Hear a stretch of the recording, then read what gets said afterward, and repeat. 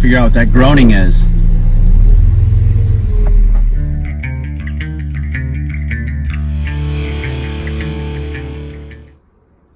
All right, so what we're aiming to do today is we're going to flush the power steering system. And basically you're looking at a just a do-it-yourself guy that's basically trying to imitate what Timmy the Toolman has outlined for us in his videos. And the reason you're here is perhaps maybe to learn something new. What I am going to do is I'm going to use some clear hose fluid leaves. I'll be able to monitor it and I can probably see the difference there from dark to light. It's recommended that you don't run the power steering pump dry. So you probably want another person getting inside the vehicle, turning the key, shutting it off, just as is outlined on there. And also too, I did get a couple of O-rings. So here's the part number for the O-ring that sometimes needs to be replaced. Figure to get 2 of those just to have it on hand. Our turkey baster, grab out some of that fluid. All right, one thing that's been recommended, because you don't want to get power steering fluid all over your belts, is putting a plastic bag to cover that up. And we're gonna disconnect this. Disconnect the mass airflow sensor. We're gonna take off the air box. And so we're gonna shoot them with some rust stopper. It'll come back in. Nice and easy. Never hurts when you're taking things apart. Little 3/8 inch barb. Hose clamps, O-rings, and we've got some 3/8 inch diameter hosing. All right, so here's our oversized catch can.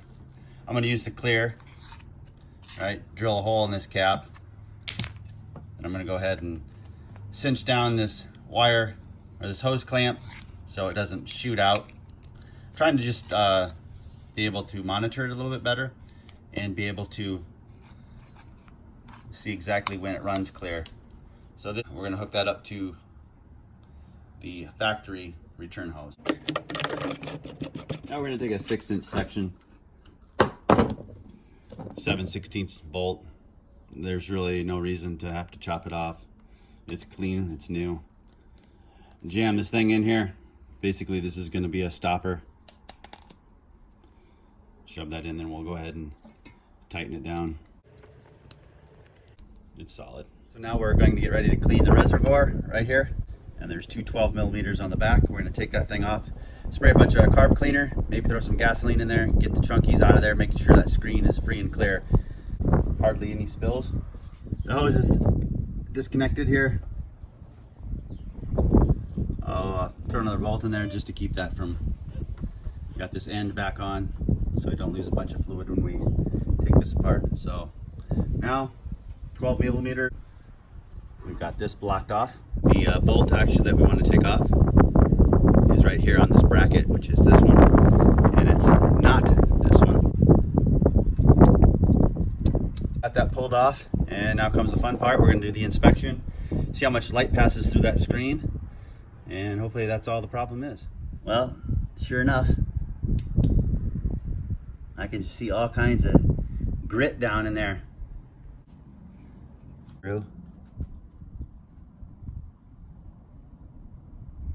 There's some stuff down in there, but it's not nearly as bad as what I thought it would be. It's got some brake cleaner.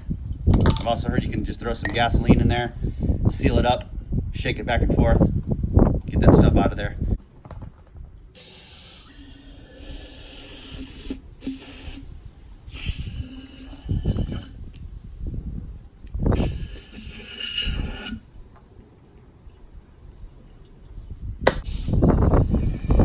Alright, well, after jacking around with this for probably a half hour, we can see that screen is pretty well clean. And that's going to hopefully quiet this power steering system down just a little bit. Hopefully the rack doesn't need to be replaced. I figured I'd try this first because it seems to be a solution that has worked for people in the past. So there we go. Now time to reassemble it. So here we got the new O-ring. I'm going to put a little bit of transmission fluid on there. The old one did not rip, but I have 2 new ones, so I might as well use the new one, right, while we have it apart. I had started these bolts just finger tight, so this moves around a little bit, so there's a little bit of play. And that back one, the back bolt back there is kind of hard to get to, so you might have to 2-finger.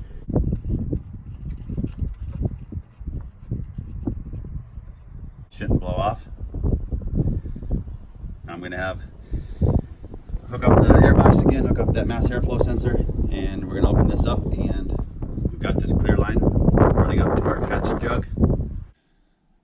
All right, so what happens occasionally is you lose footage, so we're going back in time. This was done earlier this summer. But all right, we got our jug here. So basically right here is your return line. Right there. We're gonna hook it up to our jug, and we're gonna have our helper go in and start the vehicle as we pour our transmission fluid into the reservoir. It's gonna be pumped out. You're gonna be able to tell when the old fluid gets into the jug and the new fluid is coming in. So that at that point you would stop. The things we learned, you didn't miss much because it was kind of a disaster. So basically what I did learn is you do not use a small funnel like this, all right?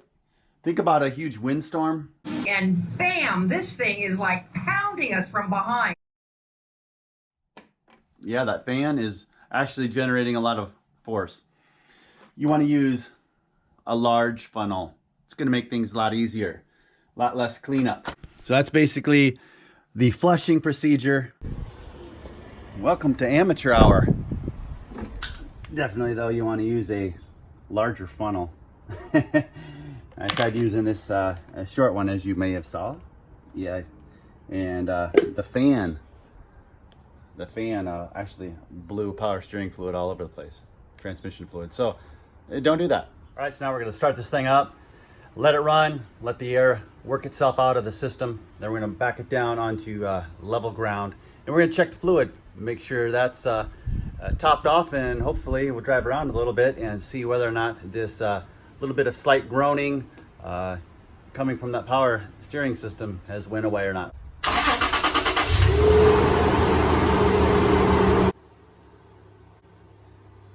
Make sure nothing's seeping.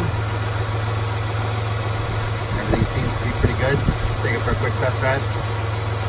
Check that level again. My Carista, because I had the check engine light on, because I actually bumped it over a couple times without the mass airflow sensor connected. So here we go again.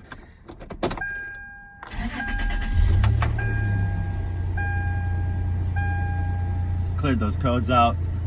It was a P0102. So initially here, my first impression is it's quieted down quite a bit. So that must be pretty sensitive to how clean. Yeah, that's much better thus far. So I'm pretty happy with that.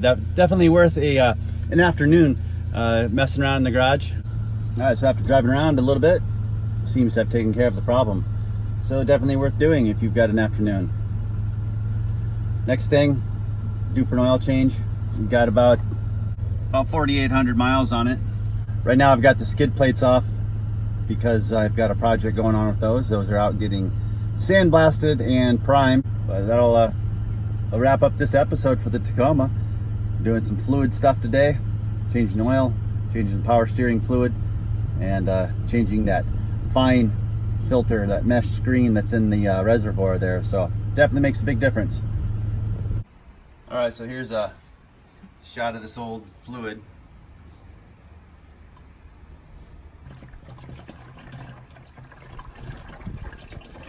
Amazingly, it's not bad. So that groaning definitely came from that filter being clogged up a little bit by particles and everything else.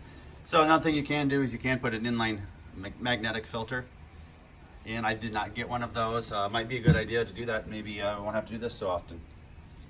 We're chasing down a 2003, the Tacoma. It's just got some power steering whine, some noises that the other vehicles are it's not present with them, with the 2002 4Runner and the 2004 Tacoma. So that's what I'm chasing down here. It did help. It made a little bit of a difference. Next thing to do is to change the power steering pump.